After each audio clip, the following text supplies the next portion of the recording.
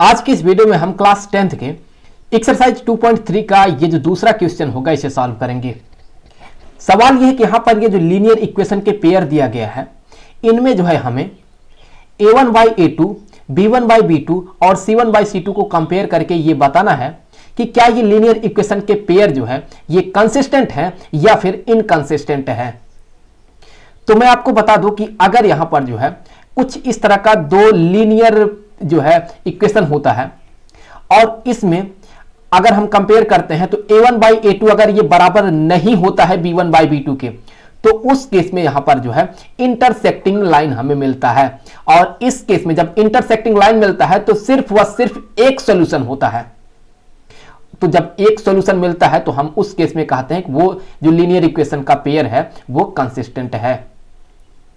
अब अगर यहां पर a1 बाई a2 बराबर हो जाता है b1 बाई b2 के और ये भी बराबर हो जाता है c1 बाई c2 के, तो उस केस में हमें जो है कोइंसिडेंट लाइन मिलता है। और इस केस में जो है हमें इनफाइनाइट मेनी सॉल्यूशन मिलता है, बहुत सारे सॉल्यूशन मिलता है। तो जब हमें सॉल्यूशन मिलता है तो हम कहते हैं कि वहां पर जो है वो लीनियर इक्वेशन का जो पेयर है वो कंसिस्टेंट होता है। अब अगर a1 बाई a2 बराबर होता है b1 बाई b2 के और ये बराबर नहीं होता है c1 बाई c2 के, तो उस केस में हमें पैरेलल लाइंस मिलता है। और जब पैरेलल लाइंस मिलता है तो हमें वहां पर कोई भी सॉल्यूशन नहीं मिलता है। तो जब कोई भी हमें सॉल्यूशन नहीं मिलता है तो उस तरह का जो लीनियर इक्वेशन का पेयर होता है उसे हम कहते हैं वो है इनकंसिस्टेंट। तो ध्यान रखें कि जब भी सॉल्यूशन मिलता है तो ही हम कंसिस्टेंट कहते हैं और जब सॉल्यूशन नहीं मिलता है तो हम इनकंसिस्टेंट कहते हैं। तो इनकंसिस्टेंट के लिए सिर्फ एक ही कंडीशन होता है कि जब हमें ये मिलता है कि a1 बाई a2 बराबर होता है b1 बाई b2 के, लेकिन ये बराबर नहीं होता है c1 बाई c2 के। तो चलिए कंपेयर करके देख लेते हैं कि कौन सा लीनियर इक्वेशन का जो है पेयर कंसिस्टेंट है और कौन सा जो है इनकंसिस्टेंट है। तो सबसे पहले ये जो पहला वाला आपको दिख रहा है हम इसको सॉल्व करेंगे। तो इसमें अगर आप देखिए यहां पर तो a1 बाई a2 ये किसके बराबर होगा। तो a1 मींस इस x का कोएफिशिएंट है 3 डिवाइडेड बाई यहां पर इस x का जो कोएफिशिएंट है जो कि है यहां पर 2। उसी तरह से अगर हम यहां पर कंपेयर करते हैं b1 बाई b2 को, सो b1 बाई b2 को अगर हम कंपेयर करते हैं तो हमें क्या मिलेगा, हमें यहां पर मिलेगा 2y का कोएफिशिएंट डिवाइडेड बाय यहां पर इसमें जो y का कोएफिशिएंट है जो कि है -3k। तो यहां पर बड़ा ही ये क्लियर है कि दोनों एक दूसरे के बराबर नहीं है। सो अगर यहां पर बराबर एक दूसरे के नहीं है मतलब कि a1 बाई a2 हमें c1 और c2 को कंपेयर करने की जरूरत ही नहीं है, क्योंकि यहीं से पता चल गया कि a1 बाई a2 ये बराबर नहीं है b1 बाई b2 के। तो इस केस में देखिए ये हमें इंटरसेक्टिंग लाइन मिलेगा और सिर्फ व सिर्फ इस केस में हमें एक सॉल्यूशन मिलता है, तो ये जो होगा यहां पर ये कंसिस्टेंट होगा। तो यहां पर ये जो लीनियर इक्वेशन का पेयर हमें दिख रहा है ये यहां पर कंसिस्टेंट होगा, कंसिस्टेंट। अब चलिए यहां पर ये जो दूसरा वाला है इसे सॉल्व कर लेते हैं। तो दूसरा क्या है, ये है 2x minus 3y equal to 8। तो अगर हम 8 को इस साइड लाते हैं तो देखिए ये इक्वेशन किस में कन्वर्ट होगा। सो उस केस में अगर देखें तो ये जो इक्वेशन है यही बन जाएगा 2x minus 3y minus 8 equal to 0। इसी तरह से अगर हम इसमें जो है 9 को इस साइड लाएंगे तो ये हो जाएगा यहां पर 4x minus 6y minus 9 equal to 0 के। तो चलिए अब कंपेयर करते हैं।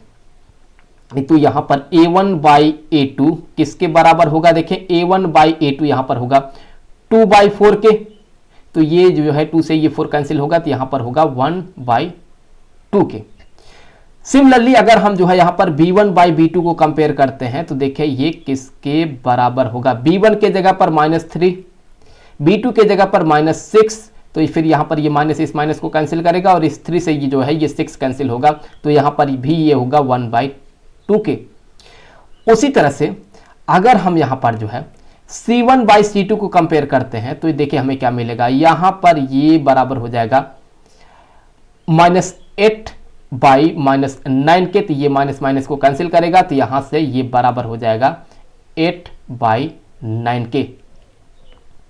तो अगर अभी आप ध्यान से देखें तो a1 बाई a2 ये बराबर है यहां पर b1 बाई b2 के, क्योंकि दोनों ही 1/2 के बराबर है। लेकिन यहां पर ये बराबर नहीं है c1 बाई c2 के, तो यहां पर हमें जो है ये वाला कंडीशन मिल रहा है। तो जब इस तरह का कंडीशन होता है तो यहां पर हमें पैरेलल लाइंस मिलता है और यहां पर हमें कोई भी सॉल्यूशन नहीं मिलता है। तो फिर इस तरह का ये जो लीनियर इक्वेशन का पेयर होता है इसे हम इनकंसिस्टेंट कहते हैं। तो यहां पर ये जो हमें मिला ये कैसा मिला है, यहां पर ये इनकंसिस्टेंट मिला है, इनकंसिस्टेंट। अब ये जो तीसरा वाला है इसे हम सॉल्व करेंगे। तो तीसरा वाले में देखें अगर आप, तो हम क्या करेंगे कि हम यहां पर 6 से जो है पूरे इक्वेशन को मल्टीप्लाई भी करेंगे। तो अगर हम 6 से जो है पूरे इक्वेशन को मल्टीप्लाई करते हैं तो हमें देखें यहां पर क्या मिलेगा। ये इक्वेशन जो है ये कन्वर्ट होगा यहां पर, अगर तीसरा वाला देखें तो अगर हम 6 से मल्टीप्लाई करेंगे तो ये इक्वेशन कन्वर्ट होगा 9x। क्यों? क्योंकि अगर आप यहां पर जो है 6 से मल्टीप्लाई करेंगे तो यहां पर ये जो 2 है ये इस 6 को कैंसिल करेगा, तो यहां पर होगा 3 इंटू 3 ये होगा 9 के ही बराबर। तो ये हो गया 9x प्लस यहां पर ये हो जाएगा 10y इक्वल टू यहां पर 7 इंटू 6 ये होगा यहां पर 42 के। अब अगर आप इसी 42 को जो है इस साइड भेज देते हैं तो ये हो जाएगा यहां से माइनस 42 इक्वल टू ये 0 के। अब ये वाला इक्वेशन लिख लेते हैं जो कि है यहां पर 9x माइनस 10y, और ये अगर हम 14 को जो है इस साइड लाएंगे तो ये हो जाएगा -14 इक्वल टू 0 के। अब हमें क्या करना है, अब हमें यहां पर कंपेयर करना है। तो अगर हम यहां पर जो है a1 बाई a2 पता करते हैं तो देखिए ये किसके बराबर होगा।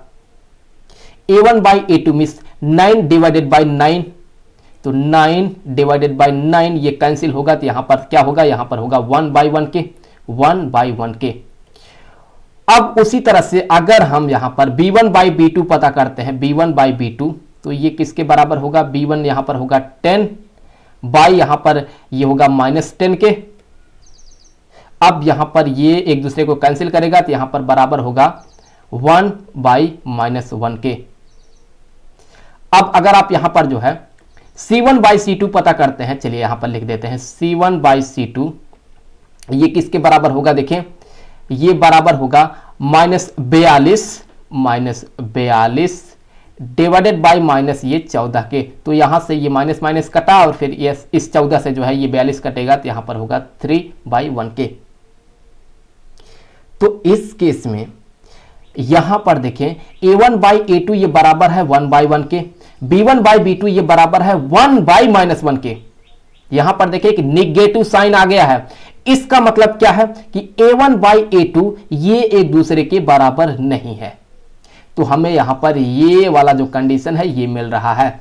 तो इस केस में यहां पर हमें इंटरसेक्टिंग लाइन मिलेगा, और जब इंटरसेक्टिंग लाइन मिलेगा तो यहां पर हमें जो है सिर्फ एक सॉल्यूशन मिलेगा। तो इस तरह का जो लीनियर इक्वेशन होता है इसे हम क्या कहते हैं, इसे हम कंसिस्टेंट कहते हैं। सो यहां पर ये जो है ये हमें मिला है कंसिस्टेंट।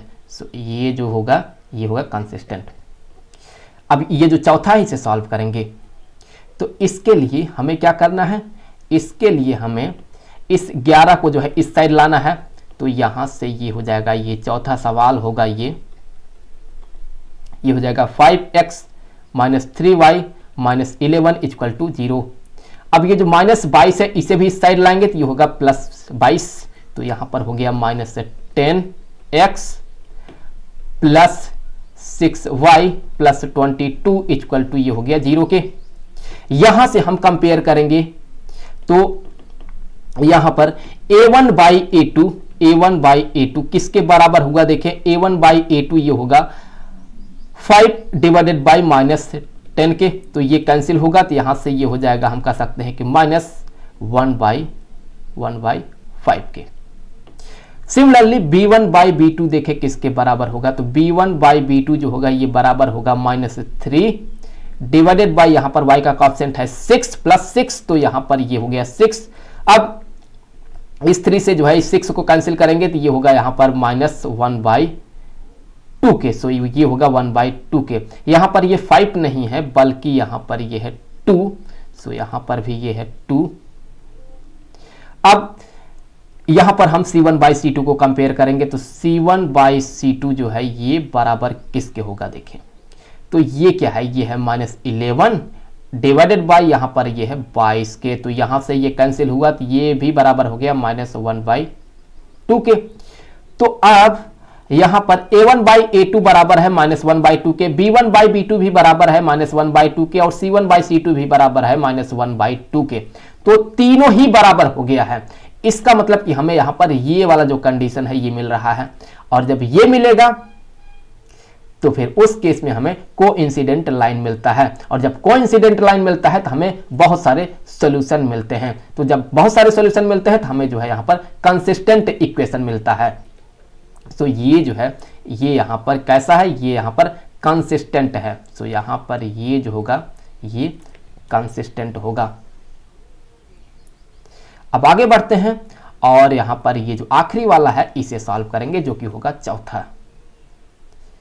तो इसके लिए हमें क्या करना है, इसके लिए हमें पूरे इक्वेशन को जो है 3 से मल्टीप्लाई कर देना है।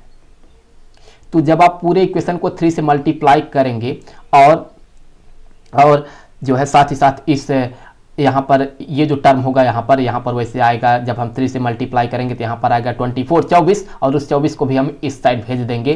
तो जो हमें इक्वेशन मिलेगा यहाँ से, हमें वो इक्वेशन क्या मिलेगा, यहाँ से हमें जो इक्वेशन मिलेगा वो होगा यहाँ पर 4x, सो 4x और फिर यहाँ पर होगा +6y, यहाँ पर होगा -24 के और ये बराबर हो गया 0 के। ऐसा क्यों, क्योंकि अगर यहाँ पर जो है पूरे इक्वेशन में आप 3 से मल्टीप्लाई करते हैं तो यहाँ से 3 से मल्टीप्लाई करेंगे तो ये 3 इस 3 को कैंसिल करेगा, तो सिर्फ बचेगा 4x। जब यहाँ पर आप 3 से मल्टीप्लाई करेंगे तो 3 × 2 ये हो जाएगा 6y के, और फिर अगर आप यहाँ पर 3 से मल्टीप्लाई करेंगे तो ये होगा 24 के। तो इस तरह से हमें यहाँ पर ये इक्वेशन मिला। अब क्या है कि यहाँ पर ये वाला जो इक्वेशन होगा इसमें जो है ये जो 12 है इसे इस साइड लाएंगे, तो फिर यहाँ से ये हो जाएगा 3x, माफ कीजिएगा 2x, सो 2x + 3y और ये -12 के, ये बराबर हो गया 0 के। तो अब यहां पर हम कंपेयर करेंगे और ये बताएंगे कि कंसिस्टेंट है या फिर इनकंसिस्टेंट है। तो A1/A2 किसके बराबर होगा, तो A1 के जगह पर 4 है और जो है A2 के जगह पर 2 है, तो यहां पर ये इससे कैंसिल होगा, तो यहां पर होगा 2/1 के। उसी तरह से B1/B2 किसके बराबर होगा, B1/B2 यहां पर 6 डिवाइडेड बाय 3, तो 3 से ये कैंसिल होगा 6, तो यहां पर होगा 2/1 के। अब C1/C2 किसके बराबर होगा, यहां पर C1 के जगह पर है -24 और C2 के जगह पर है -12, तो यहां से ये कैंसिल होगा, तो ये भी होगा 2/1 के। तो इस केस में देखें तीनों ही बराबर हो गया है, A1/A2 बराबर हो गया B1/B2 के और B1/B2 जो है ये बराबर हो गया C1/C2 के, क्योंकि सब जो है 2/1 के बराबर है। तो जब तीनों बराबर होगा तो यहां पर देखें हमें फिर से यहां पर ये जो है ये वाला कंडीशन मिलता है। तो जब ये कंडीशन मिलेगा तो हमें कोइंसिडेंट लाइन मिलेगा, और जब कोइंसिडेंट लाइन मिलेगा तो हमें इनफाइनाइट सॉल्यूशन मिलेगा, और जब इनफाइनाइट सॉल्यूशन मिलेगा तो वहां पर हमें कंसिस्टेंट कहना होता है। तो एक बार फिर से यहाँ पर ये जो इक्वेशन है ये कंसिस्टेंट वाला इक्वेशन है। सो ये कंसिस्टेंट इक्वेशन को जो है रिप्रेजेंट कर रहा है ये चौथा वाला। तो मुझे उम्मीद है कि ये वीडियो आपके लिए काफ़ी हेल्पफुल रहा होगा। अब मिलेंगे आपसे अगले वीडियो में अगले सवाल के साथ, तो तब तक के लिए खुश रहें। Good bye.